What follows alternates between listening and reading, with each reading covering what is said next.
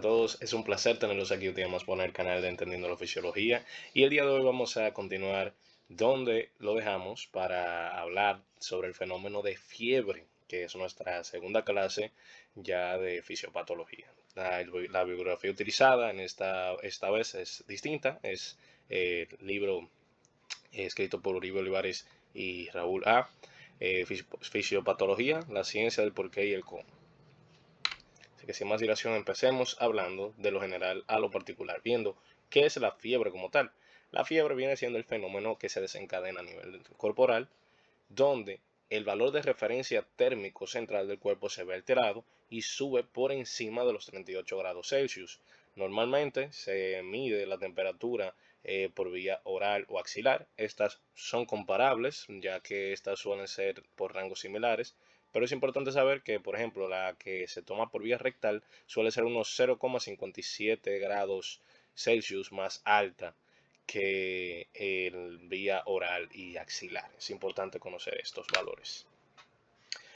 Ahora, ¿por qué es que desencadenamos el fenómeno de fiebre? Porque esto es algo que se desencadena gracias a que nuestro sistema termorregulador del cuerpo, que más adelante lo mencionaremos para no ser adelantos, ¿verdad?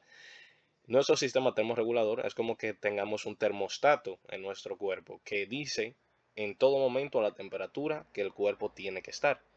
En el fenómeno de fiebre no es como tal de que algo exógeno entra y manda que tenga que subir la temperatura, sino es que nuestro propio sistema termorregulador, nuestro termostato interno, por llamarlo así de manera metafórica, aumenta ese valor de referencia y lo pone en grados más altos. ¿Por qué ocurre esto? Esto es un mecanismo de defensa, es una de las primeras líneas de defensa, de hecho, del cuerpo contra diversas infecciones por microorganismos, ya sean bacterias o virus. Esto con el fin de crear un ambiente que sea desfavorable para la proliferación de estos microorganismos y por ende acabar con este invasor, ¿verdad?, hacia nuestro cuerpo mediante la inhibición de su posible proliferación, dado que se reducen diversos metales pesados como el zinc o el cobre en el cuerpo. A su vez también se reduce la posibilidad de que mediante estos aumentos de temperatura los virus se ven más afectados por esta parte, en lo que voy a decir ahora. Muchas células son inducidas a la apoptosis y sabemos que la mecánica para que un virus pueda replicarse es utilizando la maquinaria celular propia. Entonces, si inducimos apoptosis a diversas células debido a este aumento de la temperatura, pues podemos así mismo acabar con los virus. Y también para las bacterias, esto permite de que éstas, debido a este aumento de temperatura, no puedan seguir proliferándose y multiplicándose y haciendo el daño que harían en el cuerpo. Por eso, este aumento de temperatura es fisiológico y es necesario mantenerlo y no administrar antipiréticos a los pacientes que representan fiebre inmediatamente se presenta la fiebre, porque esto es lo que haría un trabajo contraproducente porque el mismo cuerpo está intentando defenderse de la forma que mejor sabe hacerla. Entonces muchas veces se administran antipiréticos en estados febriles que no son exageradamente altos y esto puede ser contraproducente para los pacientes. Claro, ya si la temperatura aumenta por encima de los 39 grados, ya va a los 39 grados Celsius o el paciente ya está empezando a tener convulsiones y demás, o básicamente la temperatura se está saliendo del control, llegando a un punto crítico en los 42 grados Celsius, que es cuando ya realmente es dañino y empieza la desnaturalización proteica, pues ya ahí sí se puede admirar, se puede contemplar el utilizar antipiréticos. De lo contrario, no es necesario debido a que es un mecanismo de control fisiológico para defendernos contra diversos microorganismos. Claro, todo depende de la patología que estemos hablando, pero a grosso modo suele ser esto. Entonces es importante conocer esta función que desempeña esto y por ende el saber que realmente no está ahí para molestarnos o que fue la bacteria o el virus que nos dio ese aumento de temperatura. Sí fue a raíz de que ellos entraron en nuestro cuerpo, pero es un mecanismo que nuestro cuerpo está haciendo él solo para poder defenderse contra esto. Entonces hay que entender cómo es que ocurre este fenómeno de fiebre. Porque, como ya dije, no es porque la bacteria o el virus simplemente entró y subió la temperatura. Esto tiene un mecanismo explicable que es de diversos pasos, pero hay que conocer lo que es el término pirógeno. El pirógeno va siendo esa molécula, esa partícula que induce a la respuesta febril, a ese aumento de la temperatura. Entonces hay dos naturalezas de pirógenos. Esta que vemos aquí, vemos pirógenos exógenos y pirógenos endógenos. Los pirógenos exógenos van a ser esos que van a inducir a que ocurran esos pirógenos endógenos. ¿Cómo así? Básicamente esos pirógenos exógenos es, por ponerlo de la manera más simple posible, viene siendo lo que desencadena la respuesta febril en el primer paso, para después pasar a los pirógenos endógenos, que son los que realmente pueden fomentar el aumento de la temperatura en el cuerpo, gracias a la alteración del punto de referencia. Básicamente, un ejemplo de un pirógeno exógeno son los lipopolisacáridos de las bacterias gram negativas. Estas bacterias gram negativas en el cuerpo son procesadas por los macrófagos, principalmente por vía hepática, por las células de Kupffer. Más adelante veremos el proceso explicado más a detalle. Y esas células de Kupffer van a producir diversas interleucinas, citoquinas, si quieren decirle así, que viajan hasta el centro regulador térmico del cuerpo, y es entonces aquí donde ellos pueden ya ejercer la función, y esas interleucinas, esas citoquinas que ya se producieron por vía de esos macrófagos, son los pirógenos endógenos, que son que nuestro mismo cuerpo las produce. ¿Pero a raíz de qué? A raíz de que un pirógeno exógeno indujo a que se produjeran esos pirógenos endógenos. Por ende, no podemos tener esos pirógenos endógenos sin el estímulo exógeno que amerite la respuesta febril. Entonces es importante conocer eso. Claro, pueden haber diversas patologías en las cuales el sistema inmune se pudiera ver alterado y se produzcan citoquinas constantemente, lo cual pudiera generar entonces estos problemas de que no haya un control como tal de la respuesta febril. Ahí sí se podría admirar el colocar antipiréticos, pero de lo contrario, este es el mecanismo clásico, ¿verdad?, por el cual suelen seguirse los eventos para que ocurra la respuesta febril. Entonces ahora vamos a hablar de la termorregulación. La función de la termorregulación es sencilla, es mantener la temperatura central en el valor de referencia constante. Este valor de referencia suele ser 37 grados Celsius, 36.5, 36.7, con una variación de 0.5, 0.6 grados, me parece que es, de este valor de referencia, ¿verdad? A lo largo del día podemos registrar diversos valores, dependiendo del momento del día, incluso que se tomó la temperatura, y también se puede ver alterado este valor de referencia, debido al proceso, en el momento en el que tomemos la temperatura y que el paciente esté. Por ejemplo, si es un paciente femenino, podríamos ver que la menstruación podría fomentar a que haya un cambio en ese valor de referencia, porque la menstruación, específicamente en el momento de ovulación, genera un aumento de los grados de la temperatura central de unos 0,4, 0,37 por ahí grados Celsius más de la temperatura normal, o sea que realmente es algo apreciable. Importante saber este dato curioso. La temperatura mínima que se puede registrar en el cuerpo humano es aproximadamente registrable a eso de las 3 am. Estamos hablando de estados fisiológicos. Y la máxima alrededor de las 6 pm. Eso es un dato interesante a tener en cuenta. El valor de referencia, aquí como pueden ver, es de 37 grados con una variación que oscila entre 0, o sea, de 0,6 a 0,6, o sea, 0,6 más de ahí o 0,6 menos de ahí. Importante saber esto. Otro dato importante, que ya lo mencioné, es que, pues bueno, este valor de referencia se puede ver modificado por múltiples ocasiones, múltiples situaciones, como puede ser el ciclo menstrual, que ya lo dije, o por la misma respuesta febril. Ahora, ya mencionando ese centro de control térmico, que realmente no se llama así, pero lo llamé así simplemente para mantener la incógnita hasta esta diapositiva. Este centro de control térmico viene siendo el hipotálamo. El hipotálamo, específicamente su porción posterior, es la que va a desencadenar la respuesta febril. También la porción anterior tiene que ver mucho con el control de la temperatura, pero la porción posterior es la que va a encargarse más de la respuesta febril, de ese aumento de la temperatura. Porque aquí vamos a encontrar diversos termorreceptores que sensan la temperatura central del cuerpo y realizan los cambios acorde a los estímulos que tengan para aumentar o disminuir la temperatura, dependiendo del estado que encontremos. También es importante, bueno, básicamente se dice lo mismo, exacto. Vamos a tener ese control en la parte del hipotálamo posterior. Y también es importante saber que tenemos señales térmicas periféricas y centrales. Las periféricas son todas las que encontramos a nivel cutáneo y demás, en las extremidades. Las centrales ya entonces viene siendo interior del cuerpo, los órganos y todo eso. ¿Qué pasa? Todas estas señales térmicas, a fin de cuentas, se integran para enviar la señal que sensa la temperatura total en el hipotálamo posterior.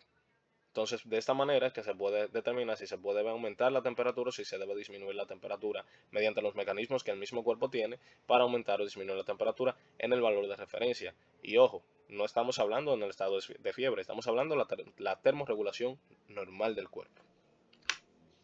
Aquí podemos ver esta tabla que resume estos mecanismos, viendo que, por ejemplo, déjame ponerle ese el puntero.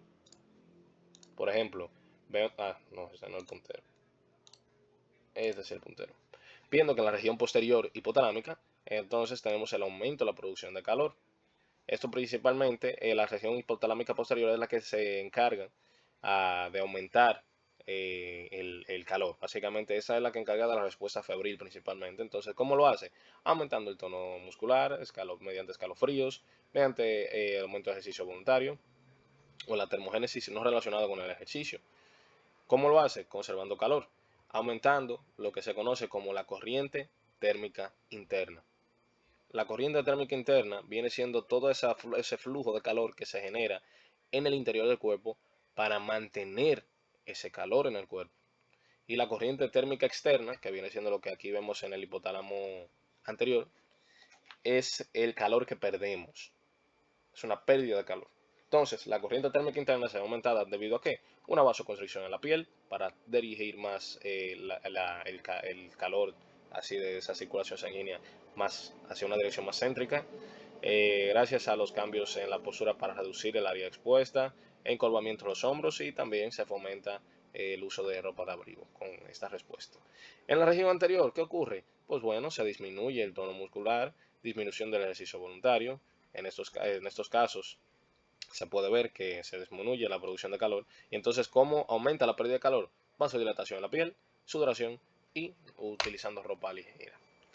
Importante saber el porcentaje de generación térmica de las diversas partes del cuerpo, teniéndose que los los órganos internos, producen aproximadamente el 56% de la formación de calor en el cuerpo en un estado de reposo y el músculo un 18%. ¿Qué pasa? Durante el ejercicio eso cambia, porque durante el ejercicio la participación de la generación térmica de la musculatura es del 90%. Entonces, en estado de reposo, el 56% viene siendo la cantidad de calor que se genera por parte de los órganos internos y el músculo apenas un 18%. Pero en el ejercicio intenso, esto se invierte y se tiene que los músculos producen aproximadamente el 90% del calor de esa corriente térmica interna. Entonces, vamos a ver estos mecanismos de termorregulación para ganar o perder calor. En la ganancia térmica, ¿qué ocurre? Aumentan por parte de estímulos en el hipotálamo posterior cuando se sensa, por ejemplo. Esto ocurriría por ejemplo, frente a una respuesta al frío, ejemplo, aumentarían los temblores y escalofríos, el consumo de tejido adiposo marrón, que es muy importante y se puede ver bastante en los lactantes que tienen mayor cantidad de tejido adiposo marrón, por eso es que estos, a pesar de quizás no tener en muchos momentos, ¿verdad? Un abrigo suficiente como para no sentirse con frío, esos no se le ve temblando ni nada, debido a que poseen suficiente tejido adiposo marrón que puede ser consumible para generar calor. Esto mediante la beta oxidación, mediante la lipólisis inducida por los receptores beta 3 adrenérgicos, dado que la noradrenalina pues induce, o la misma adrenalina estimula la lipasa sensible a hormonas y esto entonces estimula la lipólisis y esta lipólisis de este tejido adiposo marrón tiene como resultado la generación del calor. No confundirlo con el tejido adiposo blanco, que es más bien para almacén energético. El tejido adiposo marrón es más bien para ganancia térmica.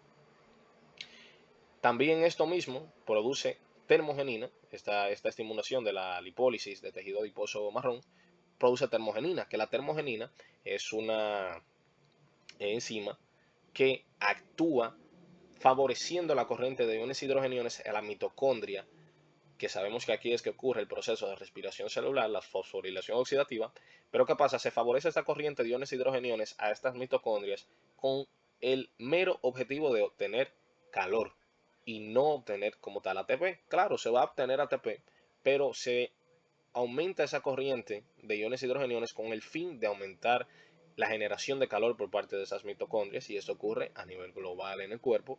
Por lo tanto, entonces se tiene como resultado total un aumento de la corriente térmica interna. Y esto es básicamente una ganancia térmica. ¿Cómo se tiene respuesta a una pérdida térmica? Eso, por ejemplo, en respuesta al calor. Pues bueno, se aumentan los mecanismos de radiación de calor, que radiación de calor no es más que, por ejemplo, cuando estamos sentados en una silla, durante un buen rato nos paramos, tocamos la silla y vemos que está caliente. Eso era porque la silla estaba más fría que nuestro cuerpo y transmitimos calor por contacto a una superficie más fría. Esto en física se ve mucho, básicamente esta radiación del calor que se comparte hasta llegar a un punto de equilibrio en el que ambas superficies se encuentren en un mismo estado térmico. También la conducción y convección, esto se hace pero más bien por vía aérea, y para esto el aire tiene que estar más frío que la misma piel. Entonces, de esta manera es que se sensa el calor, no por contacto, sino que el aire alrededor de la persona se siente más caliente, y esto se debe a que esta persona está irradiando ese calor hacia el aire que va más frío a su alrededor. Y finalmente, que esta es la forma por la que más se regula, ¿verdad?, esta respuesta al calor, y se puede enfriar más y tener como resultado una corriente térmica externa mucho mayor, es la evaporación. La evaporación es nada más y nada menos que la transpiración, el sudor. Entonces, un dato importante: por cada litro de líquido evaporado, agua principalmente, ¿verdad?, se gastan 2.428 kilojoules. Ese proceso es importante saber que se favorece por presencia de un aire seco que permita esta difusión, porque el agua va a salir o sea, la sudoración va a salir por dos vías, ya sea por difusión, gracias a este aire seco, y también por estimulación neuronal, que estimula las glándulas sudoríparas para que, pues bueno, se produzca ese sudor, ¿verdad? Y entonces, ¿esto qué tiene? Aumenta la corriente térmica externa, disminuye la temperatura a nivel corporal. Así respondiendo a una respuesta, valga la redundancia, ¿verdad?, de calor. Aquí podemos ver cómo se resume lo que fui mencionando, que se puede tener esa irradiación, que es lo que, por ejemplo, explica por qué, a pesar de que uno se encuentra en un cuarto frío, puede pegarse a una pared, y si dura mucho tiempo pegado a esa pared, la misma pared va a tener algo de calor que le transmitimos nosotros. La conducción y convección, ese intercambio de calor entre el aire y el individuo. Y también la evaporación, que se puede ocurrir por difusión, gracias a ese aire seco principalmente, y por vía neuronal, gracias a la acción de las glándulas sudoríparas. Ahora, pasando a hablar sobre lo que viene siendo la acción que va a realizar el cuerpo en un aumento por encima del valor de referencia de temperatura central, vamos a encontrarnos con este escenario. Primero vamos a ver que la corriente térmica interna va a estar aumentada, no como un mecanismo de regulación, sino de que este aumento de la temperatura pues es homólogo a que la corriente térmica interna esté aumentada. Pero ¿cómo se regula esto? La corriente térmica externa va a aumentar. Por ende, lo que explicamos antes, una respuesta al calor. La corriente térmica externa aumenta para perder ese calor y entonces llegar al valor de referencia. ¿Cómo eso ocurre? Se dilatan los vasos cutáneos, se abren diversas anastomosis arteriovenosas. Algo que ocurre debido a esta apertura de las anastomosis arteriovenosas es que el intercambio de calor por contracorriente arteria-vena se ve disminuido, haciendo que entonces se pueda facilitar esa salida del calor, y finalmente la evaporación, esa secreción sudorípara que puede ocurrir por acción simpática, también por acción colinérgica y también por acción de difusión, pero esto principalmente cuando hay un aire seco. Y ahora, ¿cómo ocurre lo contrario? Si el valor de la temperatura se ve por debajo de referencia, ¿cómo ocurre todo? La corriente térmica externa entonces tiene que disminuir. La vasoconstricción subcutánea se va a ver aumentada, se va a ver favorecida para redirigir el flujo sanguíneo hacia una zona más central, favoreciendo entonces de que se aumente la temperatura central. Aumentan los temblores, generando entonces contracciones involuntarias musculares, esto haciendo que esos movimientos generen calor.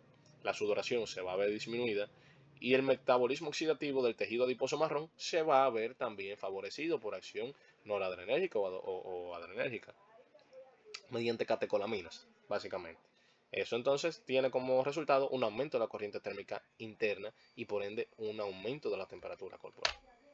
Ahora vamos a hablar de la fisiopatología de la fiebre, explicando ya a detalle el proceso, cómo es que ocurre todo esto. Bueno, para explicar cómo es que ocurre el proceso de termorregulación en la fisiopatología de la fiebre, la termorregulación se va a ver alterada debido a que estos pacientes con fiebre lo que están cursando es por un cambio en el valor de referencia hipotalámico para la regulación de la temperatura corporal central.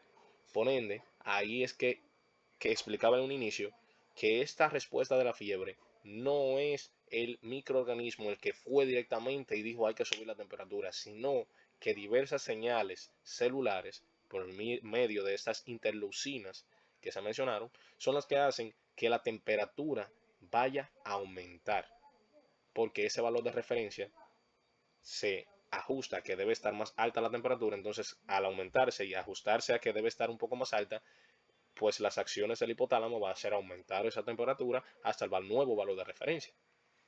Entonces esto es lo que ocurre aquí. Vamos a ver también que normalmente las personas que tienen fiebre, a pesar de que estén con una temperatura por encima de lo normal, lo que ocurre es que tienen frío muchas veces y son muy sensibles al frío. ¿Y qué ocurre por qué esto ocurre? Porque la circulación está disminuida en la piel. Esa vasoconstricción subcutánea se ve favorecida por aumentar la temperatura corporal central. Entonces, en la piel van a sentirse con frío. Y por eso es que esa persona con fiebre sienten frío. Y aparte de eso, la sensación de calor se ve aumentada debido a los diversos escalofríos que estas personas pueden tener, que son en respuesta al frío que podrían tener por la parte de la piel, ¿verdad? Entonces es importante saber eso. Entonces, ¿cómo ocurre paso a paso? Esto, en la fiebre, viene siendo un signo común en una fase aguda de diversas patologías, principalmente por infecciones de microorganismos. Esos microorganismos poseen los pirógenos, que ya mencionamos, pirógenos exógenos en este caso, los cuales por el sistema de complemento, que a nivel inmunológico son diversas proteínas, que sea un conjunto de proteínas y anticuerpos que permiten que se puedan opsonizar, básicamente, dicho en palabras simples, marcar diversos patógenos para que estos puedan ser procesados y eliminados, ¿verdad? En el caso, estos son opsonizados y son fagocitados en el hígado gracias a las células de Kupffer, que son unos macrófagos que se encuentran a nivel local en el hígado. Esto es lo que produce las citoquinas pirógenas, que son los pirógenos endógenos del cuerpo. Estas son interleucina 1 alfa y beta, interleucina 6, interleucina 8 e interleucina 11, interferón alfa 2, interferón gamma, factor de necrosis tumoral alfa, que también se le conoce como caquectina, factor de necrosis tumoral beta, que se conoce como linfotoxina, y proteína inflamatoria de macrófagos tipo 1. Ahora, continuando con lo que viene siendo la explicación fisiopatológica, básicamente todas esas citoquinas que ya mencionamos, lo que van a hacer es que van a viajar a través del torrente sanguíneo hasta los órganos circunventriculares del encéfalo. ¿Por qué estos? Porque estos carecen de barrera hematoencefálica, lo que le permite su fácil acceso. Y aparte de esto, entonces, ya habiendo atravesado esto, estos van a estimular el área preóptica y el órgano vascular de la lámina terminal, por sus siglas OVLT, y es aquí donde se da la producción de prostaglandinas E2. ¿Por qué las prostaglandinas E2? Porque estas van a ser las encargadas de estimular el proceso febril, porque estas disminuyen la actividad de las neuronas sensibles al calor y aumentan la actividad de las neuronas sensibles al frío. Esto tiene como un resultado neto un aumento del valor de referencia para la termorregulación, lo cual hace que la temperatura suba por acción del sistema termorregulador corporal. Entonces es debido a esto, todo este mecanismo, en el cual se da el proceso febril. Específicamente esa estimulación en el área preóptica y en el órgano vascular de la lámina terminal, que es donde se producen estas prostaglandinas E2, que son las encargadas de esto.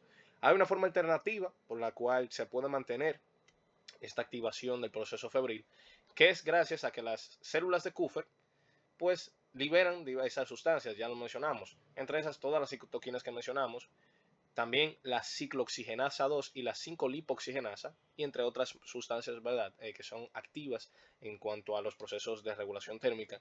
Entonces, esto lo que hace es que activa una señal pirógena enviada a los grupos celulares noradrenérgicos A1 y A2 del tracto solitario. Estas señales noradrenérgicas, desde el haz noradrenérgico central, lo que van a hacer es que van a viajar igual a los órganos mencionados, el área preóptica del hipotálamo y el OVLT, y esto va a resultar en el mismo proceso que explicamos. Un aumento en la producción de prostaglandina C2 y un aumento en el valor de referencia de termorregulación y por ende el proceso febril. Ahora, también es importante saber que a la misma vez que se liberan estas sustancias que son pirógenos, ¿verdad? Endógenos, también se van a liberar sustancias de regulación para estos procesos, que son los antipiréticos fisiológicos, que son la hormona antidiurética, la hormona estimulante de los melanocitos alfa y la hormona liberadora de corticotropina. Todas estas hormonas, ya conocemos la función de cada una que mencionamos bueno, la de los melanocitos no la mencionamos, pero la de la hormona antidiurética y la liberadora de corticotropina la mencionamos en el módulo de endocrino. Pero, por ejemplo, la hormona antidiurética, esa hormona, también conocida como vasopresina, tiene mucho que ver con el control hídrico y todo lo demás, ya eso lo sabemos, pero también tiene una alta funcionalidad en lo que es la inhibición de producción de prostaglandinas, y mencionamos que la prostaglandina E2 es la encargada de que el proceso febril ocurra. Si no hay prostaglandina E2, no hay proceso febril. También la hormona estimulante de los melanocitos alfa también tiene otra función. Esta inhibe la producción de diversas citoquinas, como la IL-1, que es de las principales, para no decir que es la más predominante, a la hora de activar la producción de prostaglandina C2. Entonces, si se inhibe la producción de IL-1, también va a inhibirse la respuesta febril. Y finalmente, la hormona liberadora de corticotropina, que de una manera indirecta lo que hace es que fomenta que se libere corticotropina por parte de la hipófisis, y la corticotropina hace que se libere cortisol de las glándulas suprarrenales. Y ese cortisol inhibe la respuesta inflamatoria, también inhibiendo la producción de diversas citoquinas y un ambiente proinflamatorio que es característico de los estados de fiebre. Entonces, por eso, estas hormonas son antipiréticos fisiológicos. Aquí se explica lo que es el mecanismo de las prostaglandinas C2, que estas se sintetizan a partir del metabolismo del ácido araquidónico por medio de la ciclooxigenasa 2. Y este proceso se estimula gracias a la interleucina 1 y otras citoquinas proinflamatorias que ya mencionamos. Aquí es que viene la lógica de que, por ejemplo, los AINES inhiben la ciclooxigenasa 2. Por eso son antipiréticos, porque esos inhiben la síntesis de prostaglandinas 2 mediante la inhibición de la ciclooxigenasa 2. Entonces tiene lógica. ¿Cómo actúa entonces esta prostaglandina S2? Estas se unen a su receptor su receptor propio, pero su subtipo 3, receptor de prostaglandina S2 en el subtipo 3, para así inhibir o reducir la actividad de las neuronas sensibles al calor, como yo dije, y activar las neuronas sensibles al frío. Esto entonces aumenta el valor de referencia térmico central. Pues bueno, eso ha sido todo por la clase de hoy, y en la próxima clase de este módulo de fisiopatología vamos a ver lo que es inflamación y reparación de tejidos. Espero que hayan aprendido mucho y nos vemos en la próxima entrega.